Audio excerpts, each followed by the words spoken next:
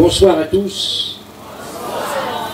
Nous sommes, notre équipe, nous sommes heureux d'être là parmi vous, dans ce village, pour vous faire partager notre amour pour Jésus-Christ. Et j'espère que, au cours de ces conférences,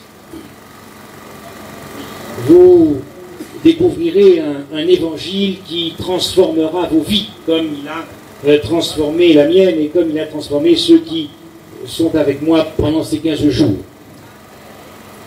Vous savez, mes frères et sœurs, Jésus revient. Vous avez entendu cela depuis que vous avez accepté Christ dans votre vie. Le problème, c'est que l'univers qui attend, quand je dis l'univers, ce sont les milliards d'êtres célestes qui habitent dans les mondes qui n'ont pas péché, attendent cet événement cosmique. Mais l'univers ne voit pas sur la terre ceux qui professent Christ attendent cet événement. Chaque jour, chaque nuit. Et pourquoi l'univers ne voit pas que nous attendons cet événement, qu'il ne faut pas le louper? Parce que l'évangile qui prétend transformer le croyant ne l'a pas encore transformé. Et Jésus-Christ est en difficulté dans l'univers.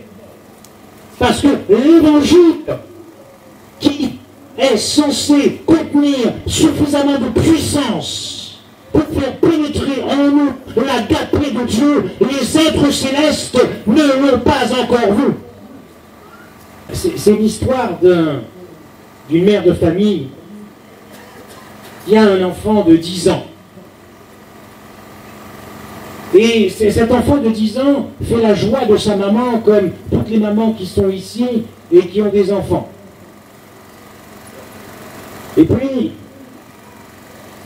ce jour-là, à la fin de la matinée, son fils lui dit: maman, est-ce que je peux aller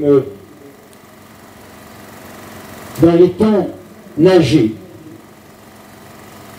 Et la maman lui dit: vas-y mon fils,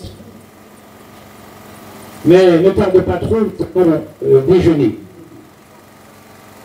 Et elle voit son fils quitter la cuisine et part en courant, tout joyeux d'aller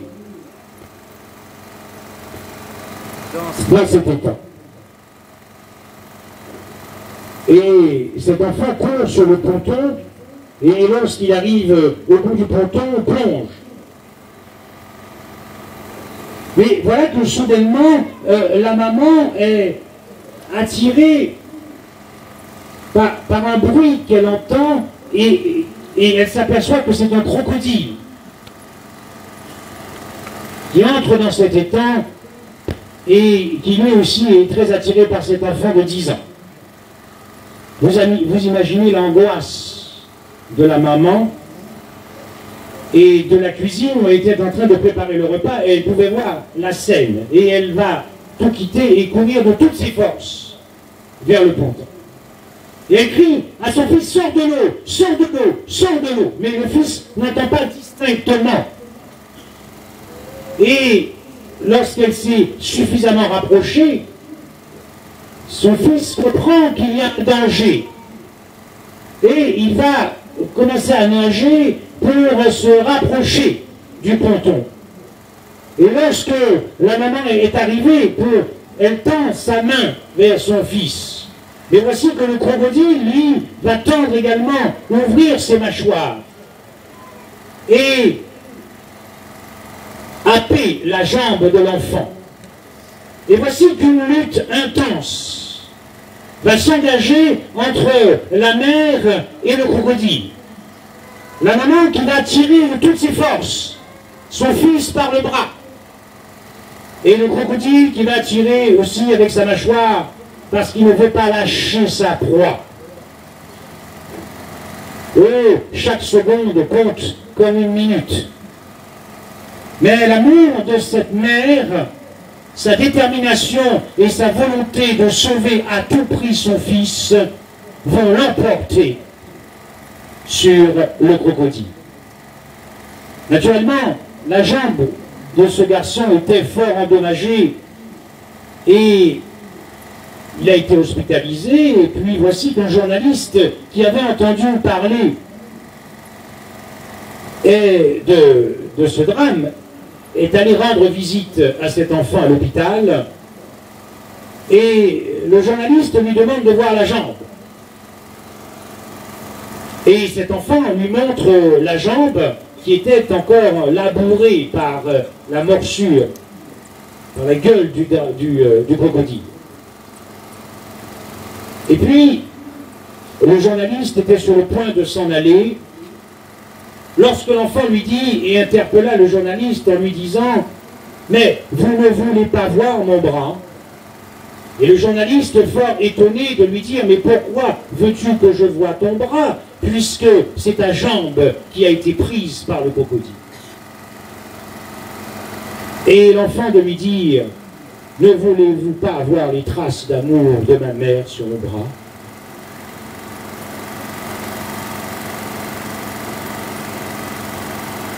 Et lorsque l'enfant montra le bras, le journaliste vit les griffes de la maman, la trace d'amour, de lutte de la victoire.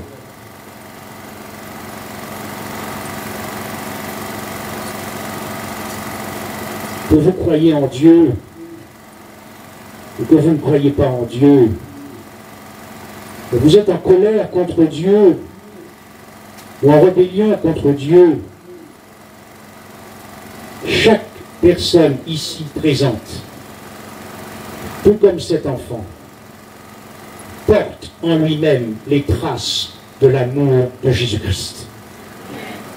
Chaque personne ici présente, quel qu'ait été son passé, quel que soit son présent, quels que soient ses doutes, quel que soit le niveau de son incrédulité ou de l'endurcissement de son cœur contre Jésus-Christ, porte en lui-même, sans le savoir, la cicatrice et la preuve que Jésus-Christ a lutté pour lui et a emporté la victoire. Cette trace, cette cicatrice de la lutte est la vie que vous avez en vous-même ce soir. Cette vie que vous avez en vous-même ce soir est la vie de Jésus-Christ. C'est la raison pour laquelle nous avons en nous-mêmes cette preuve d'avoir été aimés à l'extrême par Jésus-Christ. Le sujet de ce soir est le bois de vie ou le bois de mort. Dans Éphésiens 2, verset 6, vous avez ici la preuve de cette trace, de cette cicatrice, de cette lutte à l'extrême, de l'amour de Christ pour vous, de sa volonté et de sa détermination de vous redonner la vie, après l'avoir perdue en Éden. C'est ce que nous allons voir. Dans Éphésiens 2, verset 6, il nous a ressuscités ensemble. Il nous a ressuscités ensemble. Ici, c'est l'humanité en Christ. Il nous a ressuscités ensemble. Dans la résurrection de Jésus-Christ, Dieu va donner la vie de son Fils dans l'humanité pour que cette humanité puisse revivre. Et cela, que tu crois ou que tu ne crois pas en Dieu. Nous allons voir que la vie qui est en toi n'est plus la vie en Éden, la vie humaine qui est morte à la croix. Mais c'est la vie du Fils. Car nous allons voir que Jésus-Christ est ce que l'on appelle le second Adam. Il est l'humanité. La vie que vous avez est la preuve de l'amour infini de Jésus-Christ pour vous et moi.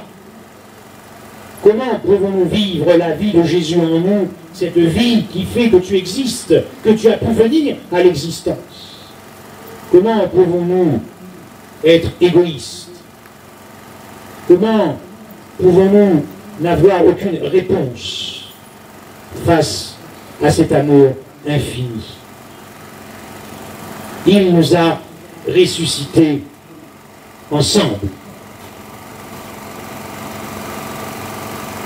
La première vérité en Éden, lorsque Jésus-Christ va souffler une vie qui n'était pas la vie divine, car la vie divine est la seule qui est la vie originelle, qui n'a pas de commencement.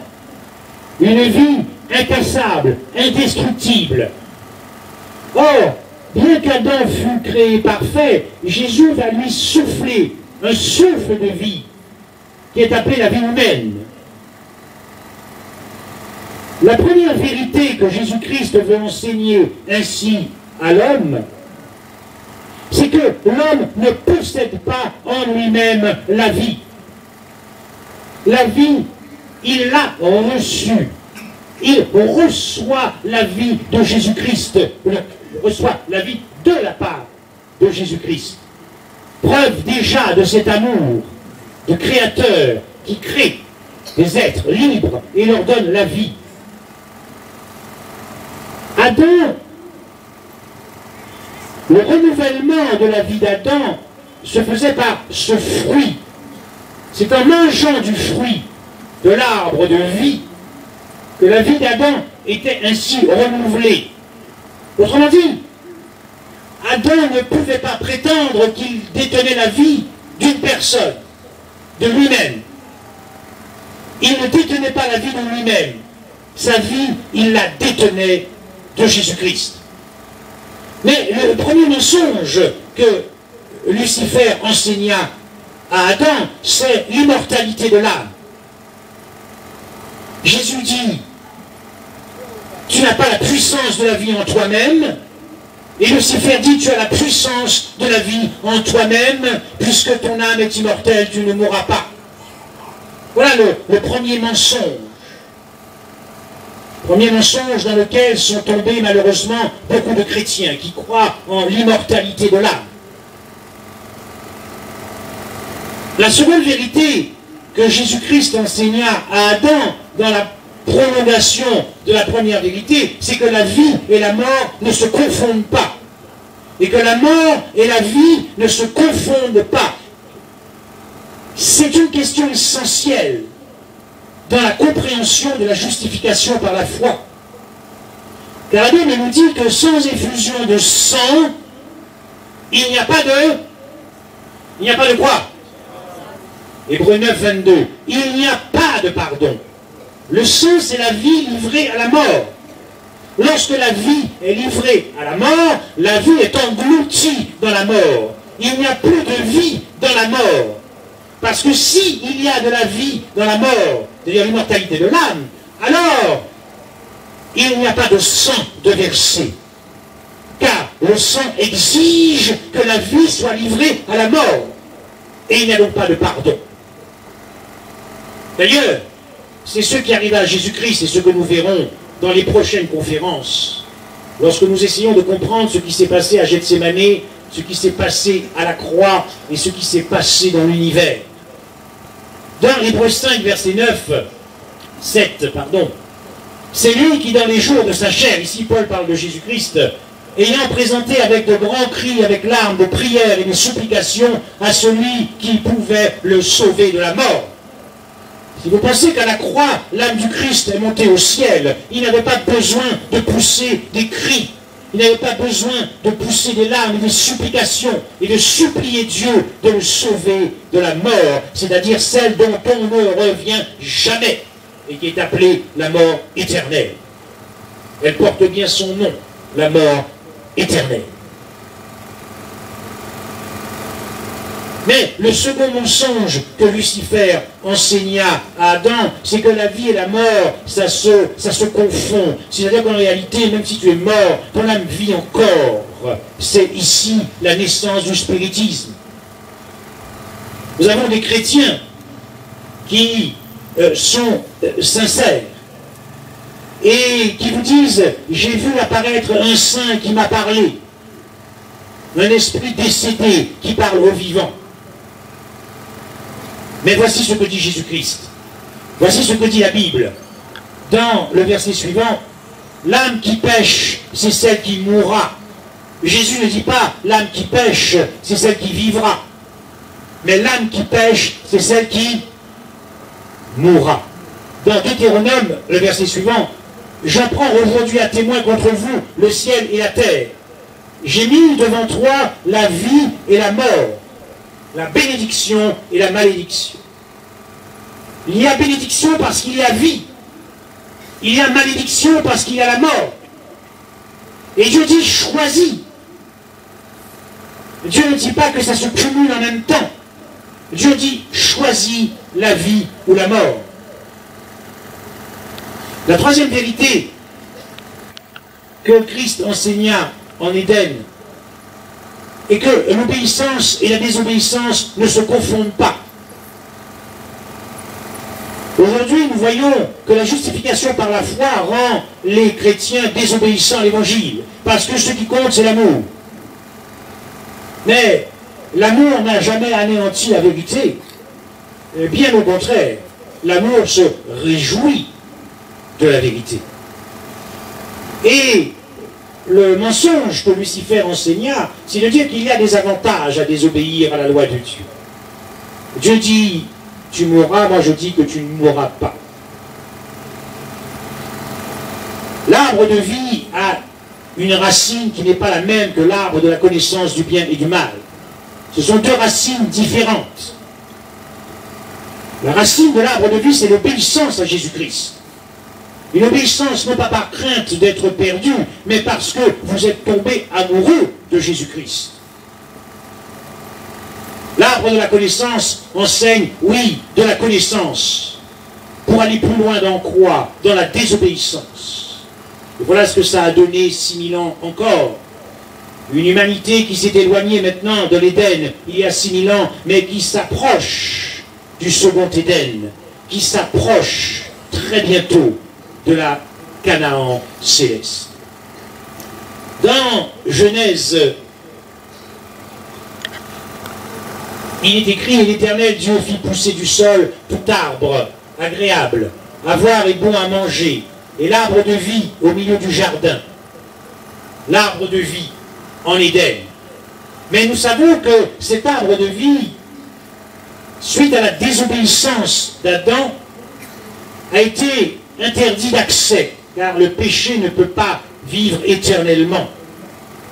Et dans Apocalypse 22, et il me montra un fleuve d'eau, je vois pas très bien, et la vie, j'arrive pas bien à lire ce qui est écrit sur l'écran, et il me montra un fleuve d'eau de la vie limpide comme du cristal qui sortait du trône de Dieu et de l'agneau. Et au milieu de la place de la ville et sur les bords du fleuve, il y avait un arbre de vie produisant 12 fois des fruits, rendant son fruit chaque mois, et dont les feuilles servaient à la guérison des nations. Nous avons ici un arbre de vie que nous avons laissé depuis 6000 ans en Éden. Et il y a un autre arbre de vie dans la Nouvelle Jérusalem. Mais entre les deux, que s'est-il passé entre les deux? Puisque le premier a disparu et le second est encore hors de notre portée. Mais pourtant tu es en vie. Et nous avons vu qu'Adam en Éden, et nous verrons qu'Adam en Éden, Dieu lui a dit, le jour où tu mangeras du fruit, tu mourras. Alors, d'où vient ta vie? Est-ce que tu t'es déjà posé cette question? D'où vient la vie que tu as en toi? Dans le texte suivant,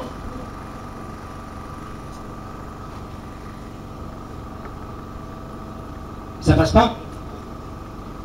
Dans le texte suivant, il est dit dans Genèse 2, versets 16 et 17, Et l'Éternel, Dieu donna cet ordre à l'homme, tu pourras manger de tous les arbres du jardin, mais tu ne mangeras pas de l'arbre de la connaissance du bien et du mal, car le jour où tu en mangeras, tu mourras. Le verset suivant. Alors le serpent dit à la femme, vous ne mourrez point. Donc Jésus dit, tu mourras, et Lucifer dit, tu ne mourras pas. Lequel des deux a menti?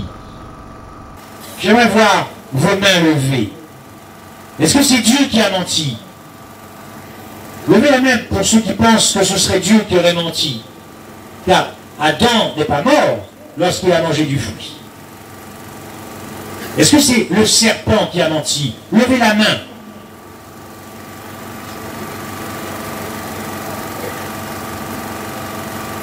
Mais alors, d'où vient ta vie? Si Dieu n'a pas menti, comment se fait-il que tu es en vie ce soir? Comment se fait-il que tu as pu venir à l'existence au jour de ta naissance, au jour de ta conception, puisque vous reconnaissez que Dieu n'a pas menti? Mais vous avez raison, Dieu n'a pas menti. Adam, lorsque Dieu a créé Adam, Dieu a créé tous les hommes en Adam. C'est ce que signifie le terme en hébreu. Adam signifie la race humaine. Et nous avons du mal à comprendre ça. C'est que Adam signifie collectivement toute la race humaine. Quand Dieu crée Adam, il crée tous les hommes. Nous ne sommes que la prolongation de la vie d'Adam. Tous les hommes. Or, lorsque Adam mange du fruit, il va donc perdre le droit légal d'exister. Car Dieu lui a dit, le jour où tu en mangeras, tu mourras. Ici, lorsque Dieu s'exprime à Adam, Adam n'est pas encore dans la condition de chute. Donc il n'y a que la mort éternelle dans l'idée, dans l'esprit d'Adam. Donc, lorsque Adam mange du fruit, imaginez un instant, Adam manger du fruit, cela signifie la disparition de l'espèce humaine. La disparition de la race humaine. C'est terminé. C'est fini. C'est un adieu définitif à la vie. Parce que Dieu ne ment pas. Et que le péché ne peut pas demeurer comme ça sur une planète, dans le cosmos, dans l'univers, qui mettrait atteinte à la souveraineté de Dieu, qui salit l'honneur de Dieu. Il n'y a pas de principe de désordre, de principe égoïste dans l'univers où Dieu habite. Donc, Adam va tuer l'humanité, la race humaine, dans Acte 17, verset 26. Il est écrit, il a fait que tous les hommes sortis d'un seul sang habitassent sur toute la surface de la terre. Alors, nous sommes bien embêtés en Éden. Puisqu'encore une fois, la vie humaine disparaît. Mais, comment se fait-il que toi et moi, comment se fait-il que nous ayons pu perdre le droit légal d'exister et en même temps exister? Voici ce que Mme Ellen White dit. Le projet, le plan de rédemption dépasse de loin l'esprit humain. Nous allons entrer, mes frères et sœurs, nous allons essayer au cours de ces conférences de pénétrer l'Évangile et d'essayer de comprendre comment la divinité, la famille divine, le Père, le Fils et le Saint-Esprit ont réglé cette question puissante qui a posé un problème à la divinité, de très sérieux problèmes à la divinité pour régler le problème du péché dans tous ses aspects, et y compris l'extinction de la race humaine, portant la culpabilité du péché et de la mort. Vous voyez, il faut essayer de comprendre comment Dieu a pensé tout ça, si vous voulez vous sentir aimé par Jésus-Christ. Non, le projet de la rédemption dépasse l'esprit humain. La grande condescendance de la part de Dieu est un mystère qui va au-delà de notre capacité de pénétration. La grandeur du plan ne peut pas être pleinement compris et la sagesse infinie ne pouvait pas, écoutez bien ceci, la sagesse infinie ne pouvait pas concevoir, ne pouvait pas imaginer, ne pouvait pas inventer un plan qui pût surpasser ce plan. Il n'y avait pas de plan B pour te sauver, pour te redonner la vie. Le plan B n'existait pas. Le seul plan qui existait pour te sauver la vie était de supprimer Jésus-Christ pour l'éternité à la croix. Comment se fait-il que nous qui sommes croyants, nous n'avons pas encore compris du cœur? Comment se fait-il que l'univers n'arrive pas à contempler que nous ayons compris ce qui s'est passé? La suppression de Dieu pour que tu puisses être là ce soir avec encore la liberté de te rebeller contre Dieu malgré le fait qu'il se soit perdu pour toi et moi. Ce plan, il ne pouvait réussir qu'en revêtant la divinité de l'humanité par Christ, devenant homme et souffrant la colère que le péché a occasionné à cause de la transgression de la loi de Dieu. Car la loi dit à l'homme, à la race humaine, tu dois mourir. Et c'est ce que Jésus-Christ est venu accomplir. Dans le verset suivant, il est dit, ne croyez pas que je sois venu pour abolir la loi et les prophètes, mais je suis venu non pour abolir, mais pour accomplir. Et la loi qui avait été donnée en Éden était dit à la race humaine, c'est terminé, extinction. Là, c'est pas un virus, par exemple, qui pourrait contaminer toute la surface de la terre et que tous les êtres humains disparaissent. Non.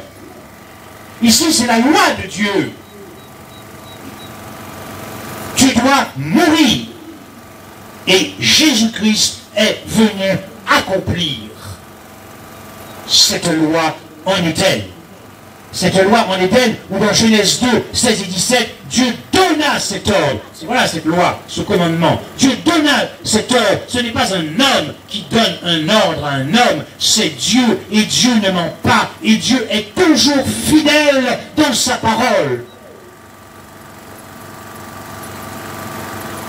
Alors comment la divinité s'est-elle prise pour concilier l'inconciliable? C'est-à-dire une race humaine qui perd le droit légal d'exister, et toi et moi, mais que dans le même temps, nous puissions malgré tout venir à l'existence et que la loi fût satisfaite de ce que la sanction fut accomplie.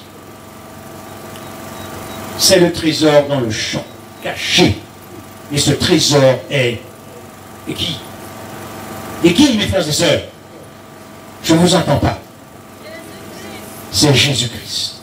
Dans 1 Corinthiens 15, c'est pourquoi il est écrit, le premier homme, Adam, devint une âme vivante. Et le dernier Adam est devenu un esprit vivifiant. Ici, Paul compare les deux Adams. Le premier Adam en Éden et le second Adam, l'homme Jésus-Christ.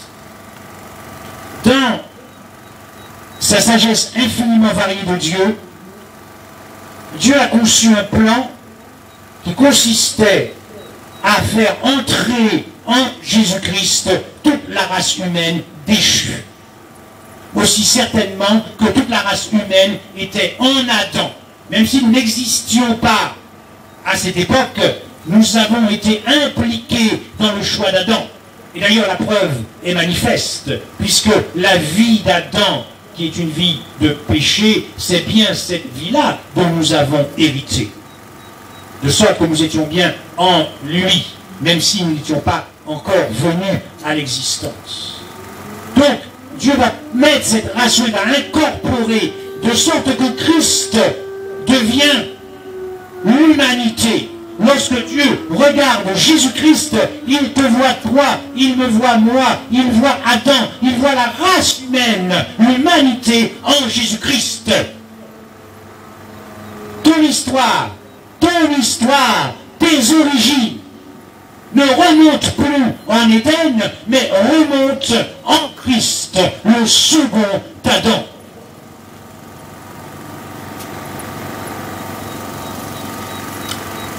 Verset suivant. Car l'amour du Christ nous presse, parce que nous estimons que si un seul est mort pour tous, donc tous sont... Je ne vous entends pas, mes frères et sœurs. J'espère que je ne vous intimide pas. Je vous rappelle que nous sommes frères. Oui ou non? Alors j'aimerais vous entendre. Donc, tous sont... Ah, c'est mieux. Je vais répéter. Donc, tous sont... Bien. Est-ce que ce texte mérite une explication où il est clair pour vous? Il est clair? Donc nous étions tous en Christ pour que Christ puisse accomplir ce que la loi avait dit en Éden, tu dois mourir, s'adressant à Adam et en Adam la race humaine. Verset suivant. Maintenant a lieu le jugement de ce monde. Maintenant le prince de ce monde sera jeté dehors. Et moi, quand j'aurai été élevé de la terre, j'attirerai tous les hommes à moi. Tous. Et le verset suivant indique que Christ indiquait ainsi de quelle mort il allait subir. Que les choses soient claires. C'est bien Jésus-Christ qui fait l'expérience seule de la seconde mort. Lorsque vous dites que Jésus-Christ est mort à notre place, vous avez raison. Mais la vérité est incomplète. Parce que si Jésus-Christ fait tout à notre place, il va aussi monter au ciel tout seul, sans nous. Nous étions en lui et avec lui. Verset suivant. Lui qui a porté nos péchés en son corps, regardez bien ce texte. Lui qui a porté lui-même nos péchés en son corps sur le bois, afin que quoi? Plus fort. Mais le mort là, est-ce qu'il est au singulier ou au pluriel? Est-ce qu'il aurait dû être au singulier? Oui. Qui est mort à la croix? Bien. Sauf que là c'est tous, n'est-ce pas? Ce n'est pas un seul homme qui meurt, c'est tous les hommes en un seul homme. Souvenez-vous de ce qu'a dit Paul. Je suis, et là devin. Je suis crucifié avec, plus fort mes frères. J'ai besoin de vous entendre, vous savez. Bon, je ne suis pas encore au ciel, je suis avec vous là. Donc j'ai besoin de vous entendre. Mais j'espère que quand je monterai, parce que moi je me prépare, j'espère qu'on va se retrouver là-haut. Alors faisons connaissance ce soir, n'est-ce pas? Le royaume des cieux est ici maintenant, Luc 15 ou 17. Bon, afin que mort au péché, mort au pluriel, nous vivions pour la justice. Paul dit, je suis crucifié, mais Paul n'est pas mort de crucifixion. Il a été décapité. Oui ou non? Bien, alors qu'est-ce qu'il raconte le brave Paul? Paul a compris que Christ est mort à sa place. Et que quand Christ meurt, Paul meurt en Christ. Amen. Bien. Alors, verset suivant. Autrement, il aurait fallu qu'il eût souffert plusieurs fois depuis la création du monde, tandis que maintenant, à la fin des siècles, il a paru une seule fois pour abolir le péché par son sacrifice. Vous avez vu ce texte?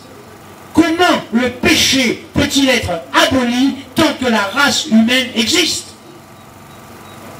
Le péché, par nature, ce principe égoïste, la loi du péché, dont parle Paul dans Romains 7, en nous. Bon, alors, comment Christ peut-il abolir le péché si la race humaine subsiste? Le péché est aboli parce que Christ est l'humanité, que Dieu voit l'humanité à la croix, et que lorsque Christ meurt et qu'il part pour la perdition éternelle, c'est l'extinction de la race humaine. Pardonnez-moi. C'est terminé à la croix. Nous sommes pires qu'à la création où l'homme n'a pas été créé. Et l'esprit, c'est quoi le texte, le premier verset de la Genèse, se mouvait sur la surface de la terre, des ténèbres, lorsqu'à la croix, parce que dans la Genèse, c'est la vision glorieuse, nous savons maintenant, de la création de Dieu. L'homme est en devenir, il va être créé le 6e jour. Mais ici, non. C'est pour ça que la croix est enveloppée de ténèbres surnaturelles. C'est l'extinction de la race humaine. Les frères et sœurs, c'est quand même une bonne nouvelle. Parce que nous étions en Christ, mais c'est quand même lui seul qui a fait cette expérience. Est-ce que vous n'aimez pas ce Sauveur? Franchement, est-ce que vous n'aimez pas ce Jésus, ce Dieu tout-puissant, qui va faire cette expérience à ta place et considérer que tu étais en lui? Verset suivant. De même, mes frères, vous aussi, vous avez été par le corps du Christ mis à mort en ce qui concerne la loi qui nous déclarait tous coupables. Tous coupables. Or, Galate nous dit que Christ est devenu sous la loi. C'est lui le coupable. Nous verrons ça sur la prédication du cri du sang. Venez nombreux. Et je vous montrerai comment Jésus-Christ, devant l'univers, s'est présenté comme le seul coupable, le seul malfaiteur, le plus grand criminel qui ait existé dans l'univers, c'est Jésus-Christ. Si Jésus-Christ n'est pas le plus grand criminel qui ait existé, aucun criminel repenti ne sera sauvé. Si Jésus-Christ n'est pas le plus grand violeur de l'univers, aucun violeur repenti ne peut être sauvé. Nous verrons ça dans les prochaines conférences. Amenez ceux qui croient qu'ils ont mené une vie tellement de déchéance, des bandits, des prostituées, qu'ils pensent que l'évangile est hors de portée. Ils ont besoin de savoir qu'ils ont été sauvés en Jésus-Christ à Golgotha. C'est la bonne nouvelle de l'évangile, mes frères et sœurs. C'est cet évangile que nous devons prêcher, un évangile qui transforme les cœurs, un évangile qui fait vaciller ton cœur, un évangile qui te fait pleurer quand tu parles de Jésus-Christ. Verset suivant.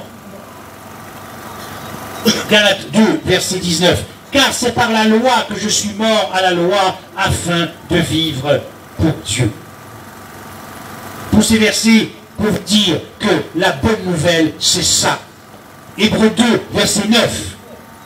Mais celui qui a été abaissé pour un peu de temps, Jésus, nous le voyons couronné de gloire, et le dernier alinéa, il souffrit la mort pour tous. Tous. Mais mes frères et sœurs, il souffrit une mort qu'aucun être humain n'a encore connue. Parce que s'il s'agit de la première mort, alors ce texte n'a pas de sens. Christ va souffrir une mort qu'aucun être humain n'a encore expérimentée. Je rappelle pour nos amis visiteurs que l'on croit ou que l'on ne croit pas en Dieu, nous allons tous ressusciter, mais pas au même moment. Que pour ceux qui sont scellés, qui professent Christ et qui seront sauvés, ceux qui sont morts, ils ressusciteront. Ce qui veut dire que leur âme n'est pas encore au ciel. Âme, corps, esprit, c'est la même chose. Il n'y a pas d'être créé qui puisse avoir un esprit désincarné. Bien. Je dis bien être créé. Parce que le Saint-Esprit, qui est aussi la personne de Dieu, n'a pas de commencement de jour. Il souffrit la mort pour tous. Et donc ceux qui seront perdus, mais qui sont morts, ne ressusciteront pas à la venue du Christ, mais après le millénium. Et ils découvriront combien ils ont été aimés, et ils feront malheureusement l'expérience de la mort du Christ, qui a souffert la mort pour tous. Mais alors, mes frères et sœurs, puisque Jésus-Christ est allé en enfer pour nous, et que nous étions en lui, pourquoi as-tu peur d'être perdu? Si ta relation avec Jésus-Christ est tournée vers la peur d'être perdu, ou la peur de ne pas être sauvé, tu n'as pas encore rencontré Christ. Tu n'as pas encore compris la bonne nouvelle de l'Évangile. Parce que c'est Jésus qui est venu te voir pour te dire où es-tu. Et si Jésus vient te voir en Éden, quand tu es en Adam, pour te dire où es-tu, C'est parce qu'il sait très bien que de toute façon, nous ne pouvons pas nous sauver nous-mêmes. Dans le où es-tu, tu as toute la beauté de l'évangile. C'est pour ça que tu existes ce soir. Ceux qui n'ont pas encore dans leur expérience, fait cette expérience de vie avec Christ, où ils ont compris que Jésus était venu leur dire, où es-tu? Quelle grâce que l'Éternel peut accorder aux hommes. Donc, Romains 6, verset 7. Car celui qui est mort, l'humanité en Christ, pour du péché, c'est-à-dire justifié. Je ne connais pas vos vies, mais tous tes péchés ont été payés. Tu as été acquitté, toutes tes dettes ont été réglées par Jésus-Christ. De quoi as-tu peur? De quoi avons-nous peur?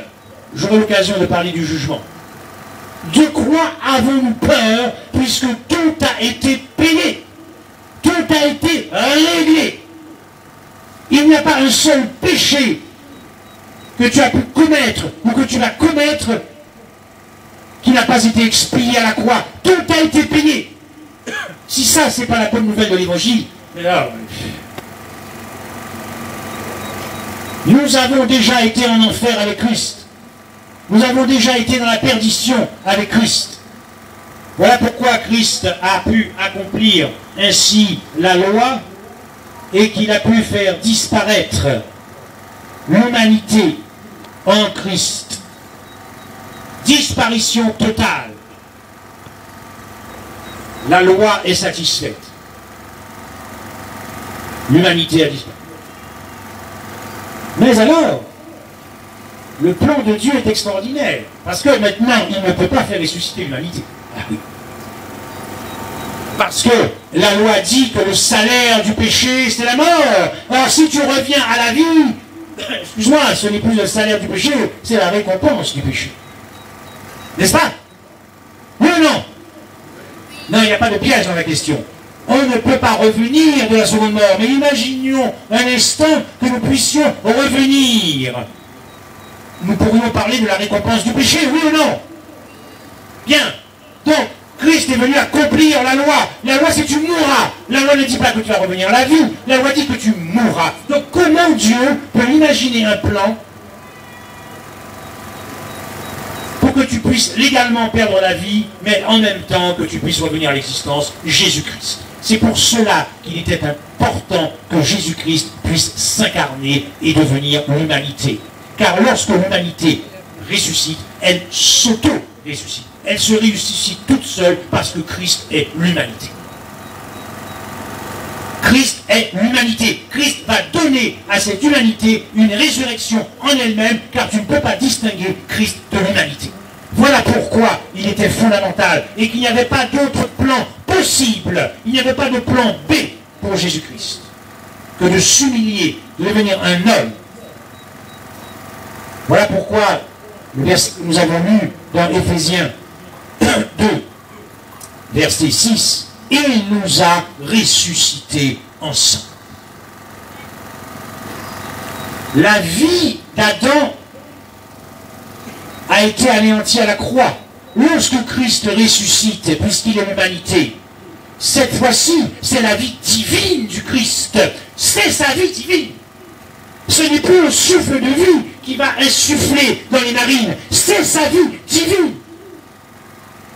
Voilà, le prix est fini. Quand vous dites aux hommes et aux femmes, car Dieu a tant aimé le monde, qu'est-ce que vous êtes en train de leur dire exactement? Puisque nous devons bien admettre l'échec de l'évangile, puisque lorsque nous prêchons que Dieu a tant aimé le monde, ça ne touche plus les cœurs. Parce que nous n'avons pas nous-mêmes compris ce que Christ a fait pour nous-mêmes.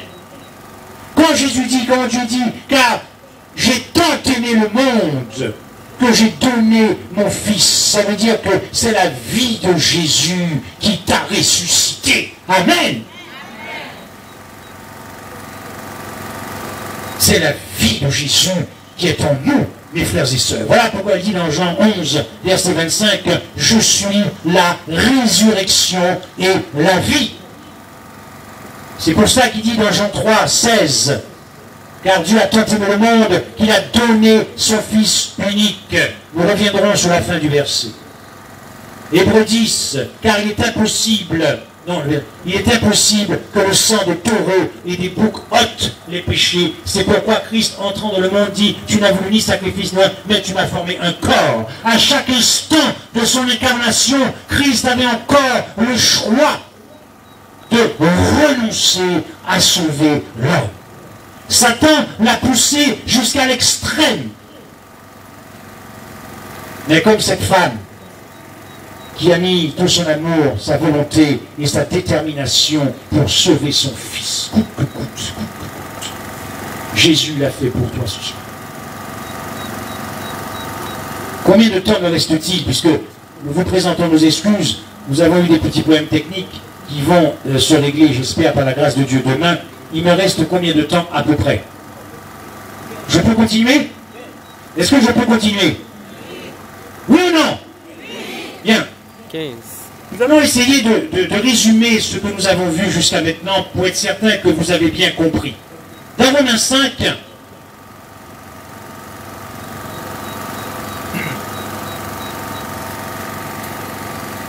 c'est pourquoi, comme par un seul homme, Paul parle d'Adam, le péché est entré dans le monde et par le péché la mort, et qu'ainsi la mort s'est étendue sur tous les hommes, parce que tous ont péché. Si vous avez compris ce que je vous ai dit, la mort est introduite par un seul homme, par Adam, et par le péché la mort, et qu'ainsi la mort s'est étendue sur tous les hommes, parce que tous ont péché. Des petits points, parce que Paul veut nous faire réfléchir. Alors, est-ce que tous ont péché comme Adam, ou tous ont péché en Adam, dans le contexte ici?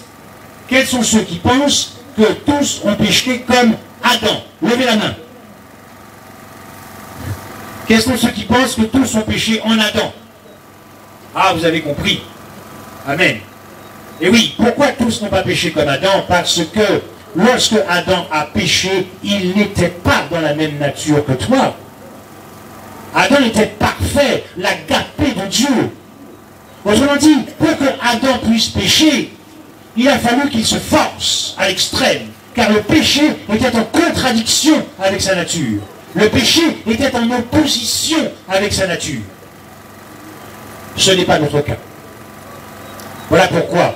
Et puis surtout parce que si tous ont péché comme Adam, cela sous-entendrait que tous ont obéi aussi comme le second Adam, Jésus-Christ, ce qui n'est pas le cas. Verset suivant. Toujours dans la démonstration, et pour vous démontrer que Paul parlait bien du péché d'Adam, et que nous étions tous en Adam, puisque dans ce passage-là, je vais aller assez vite, Paul ne fait référence qu'à l'offense d'un seul homme. Paul ne fait pas référence à nos péchés. Paul ne prend pas en considération nos propres péchés personnels. Paul ne parle dans le conflit cosmique, dans le péché et la mort, que d'une seule offense, l'offense d'Adam. C'est ainsi qu'il dit, mais il n'en est pas du bon gratuit comme de l'offense, car si par l'offense d'un seul, il en est beaucoup qui sont morts, c'est-à-dire tous, quand on descend un petit peu plus bas où c'est souligné, on retrouve, car c'est après une seule offense que le jugement est devenu condamnation, puis un petit peu plus bas, si par l'offense d'un seul, et enfin, ainsi donc, comme par une seule offense. À 4 reprises, Paul dit que la condamnation et le jugement de mort qui sont tombés sur nous viennent non pas de nos péchés, mais du péché d'Adam, parce que nous étions tous en Adam. Ceci est vérifié aussi dans la démonstration de Paul au verset suivant, car jusqu'à la loi, le péché était dans le monde. Or, le péché n'est pas imputé quand il n'y a point de loi. C'est-à-dire que tant que Christ n'avait pas promulgué officiellement la loi au Sinaï, les hommes ne pouvaient pas mourir, bien qu'ils péchaient, ne pouvaient pas mourir à cause de la transgression de la loi s'ils ignoraient la loi. C'est ce que Paul veut dire. Or, le péché, je parle des païens, je ne parle pas d'Israël. Or, le péché n'est pas imputé quand il n'y a point de loi. Cependant, la mort a malgré tout régné depuis Adam jusqu'à Moïse, même sur ceux qui n'avaient pas péché par une transgression semblable à celle d'Adam. Donc, si Dieu ne pouvait pas condamner des hommes et des femmes qui ignoraient sa loi, pourquoi ces hommes et ces femmes mourraient-ils quand même? Parce que en Adam, nous avons péché. Et la race humaine a été anéantie. Verset suivant. Ainsi donc, si par le péché d'un seul, la condamnation a atteint tous les hommes, de même, par un seul acte de justice, la justification qui donne la vie s'étend à ça, les frères et sœurs. Quand lorsqu'Adam a péché, le premier, naturellement, nous n'avons pas participé à ce choix. Nous étions impliqués dans son péché, mais nous n'avons pas choisi. C'est la raison pour laquelle Christ a redonné la vie à l'humanité sans te demander ni ta permission, ni ton accord, ni ton choix. Le premier Adam, tout ce qu'il fit affecta l'humanité. Tout ce que le second Adam fit affecta aussi l'humanité. C'est ce que nous appelons la justification légale. Dieu va redonner une chance à chaque être humain, mais malgré tout, l'humanité ne sera pas sauvée. Car si ce soir, tu acceptes ce que Christ a fait pour toi, c'est-à-dire qu'il a redonné la vie, si tu l'acceptes par la foi, alors tu seras sauvé. La justification par la foi qui prend sa source dans la justification légale est la deuxième étape de la justification. Mais pour que chacun, quand Dieu dit, car Dieu a tant aimé le monde, qu'il donna son Fils, afin que quiconque croit, mais pour que le quiconque croit puisse croire, encore faut-il qu'il puisse revenir à l'existence. Si Dieu ne fait pas revivre l'humanité, comment l'humanité peut-elle croire en Christ, puisque l'humanité a été anéantie définitivement à Golgotha? C'est ce que Paul dit dans 1 Timothée 4, Corinthiens 15, 22, et comme tous meurent en Adam, de même aussi tous revivront en Christ. Verset suivant, car tous ont péché et sont privés de la gloire de Dieu. Et le même tous dit, et ils sont gratuitement justifiés par sa grâce. Verset suivant, nous travaillons en effet et nous combattons parce que nous mettons notre espérance dans le Dieu vivant qui est le sauveur de tous les hommes, justification légale, principalement des croyants, justification par la foi. Je rappelle, pour qu'il n'y ait pas d'ambiguïté dans mes propos, que la condition de notre salut, c'est la foi. Dieu t'a redonné la vie, mais tu es libre de le rejeter quand même. La réponse de ton cœur à ce que tu as écouté ce soir, c'est ta foi. Et c'est cette condition-là qui te permettra de subsister quand Christ reviendra. Verset suivant. Le lendemain, il vit Jésus venant à lui et il dit, voici l'agneau de Dieu qui ôte le péché du monde. Quelques citations très rapidement d'Ellen White avant de conclure. Aucun péché ne peut être commis par l'homme qui n'ait été expié au calvaire. Aucun péché ne peut être commis par l'homme qui n'ait été expié au calvaire. L'expiation pour un monde perdu devait être plénière. Ellen White ne nous dit pas que l'expiation pour les péchés des croyants. Ellen White nous dit l'expiation pour un monde perdu devait être plénière, complète et abondante. Le sacrifice du Christ était d'une largesse surabondante, atteignant chaque âme créée par Dieu. Voici ce que les adventistes doivent prêcher au monde pour que Dieu puisse trouver un peuple qui puisse répondre parfaitement à cet amour. Il ne pouvait pas être restreint ni mesuré comme s'il était nécessaire de ne pas dépasser le nombre de ceux qui accepteraient ce grand don. L'agapé, mourir à pure perte. J'accepte de mourir, même si, en redonnant la vie à la race humaine, elle sera tout autant égoïste, tout autant incrédule, et sans doute pire qu'elle ne l'a été avant le déluge. Par conséquent, tout autant que le premier Adam implique chaque être humain, le second Adam peut le toucher de la même manière. Le premier Adam a conduit l'être humain sur la condamnation du péché, voire même sur la mort, à la mort. Mais la justification du second Adam ne permet pas cet échec de se concrétiser, puisque tu es revenu à l'existence.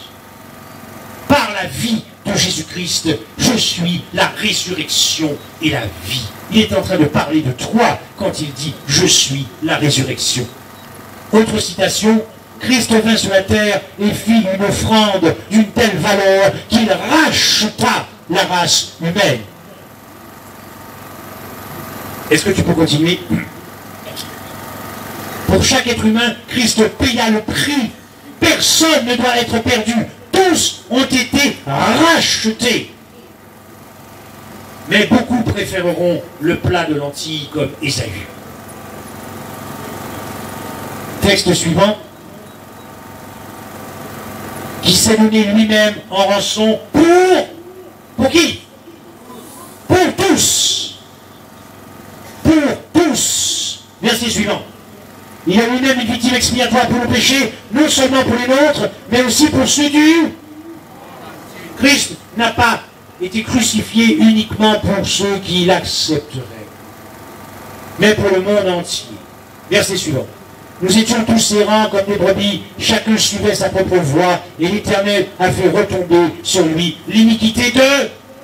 Pas uniquement des croyants, mais l'iniquité de tous. Verset suivant. Car le pain de Dieu, c'est celui qui descend du ciel et qui donne la vie au... Le texte ne dit pas qu'il donne la vie aux croyants, mais qui donne la vie au monde. Verset suivant. Je suis le pain vivant qui est descendu du ciel. Si quelqu'un mange de ce pain, il vivra éternellement. Et le pain que je donnerai, c'est ma chair que je donnerai pour la vie du... Voilà pourquoi tu existes ce soir. Voilà pourquoi tu avais perdu le droit légal d'exister et que tu existes ce soir. Le bois de vie. Le bois de vie, c'est Christ pendu au bois. Voilà cet arbre de vie entre l'arbre en Éden, où nous avons été privés de son fruit, et l'arbre qui nous attend dans la Nouvelle Jérusalem. Si tu goûtes du fruit qui est Christ, alors tu goûteras certainement de l'arbre de vie. Quel est l'arbre de vie? Quel est l'arbre qui est planté dans ton cœur? Est-ce que c'est l'arbre de vie ou est-ce que c'est l'arbre de la mort? Que choisis-tu? L'arbre de vie ou l'arbre de la mort? Tu es libre de choisir.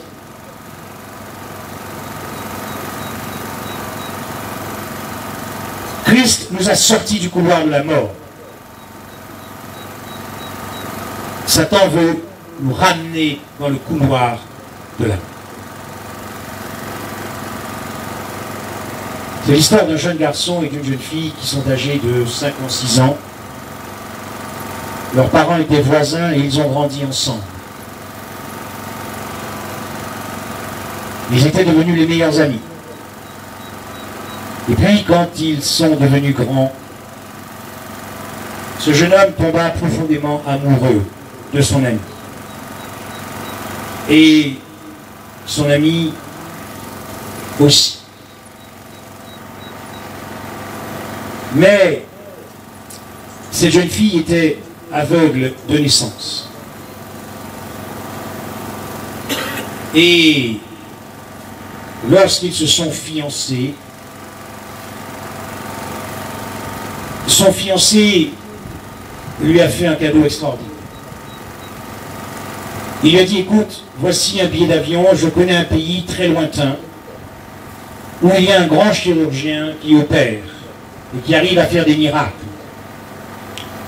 Il va te redonner la vue par une greffe. Il y a un donneur, une greffe. Elle s'en va.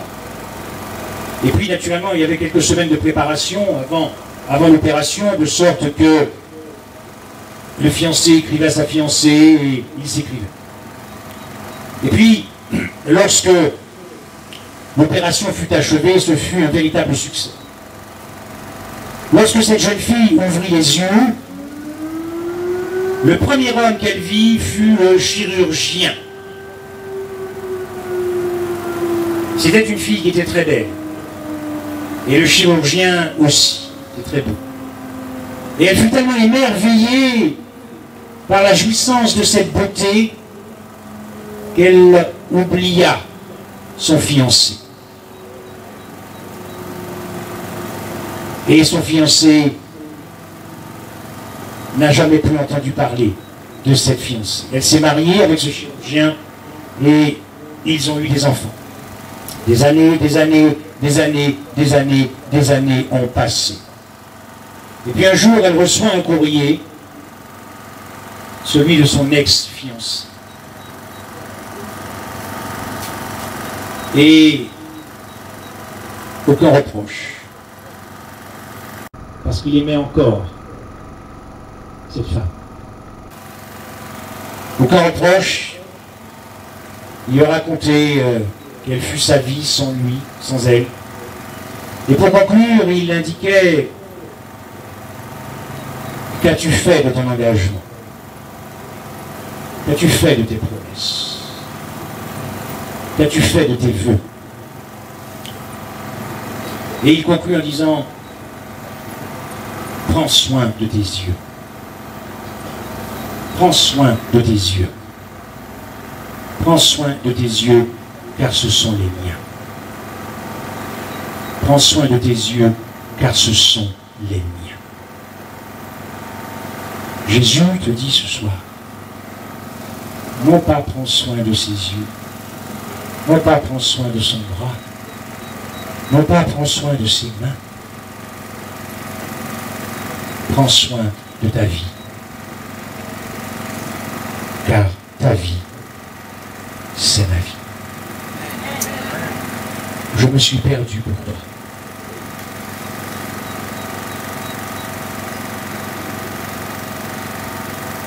J'ai tout perdu pour toi. Prends soin de ma vie. Car lorsque cette jeune fille, cette femme, fut écroulée en pleurant, quand elle découvrit que ses yeux étaient les yeux de son ex-fiancé, elle prit un avion. Elle retourna dans son pays. Mais c'était trop tard.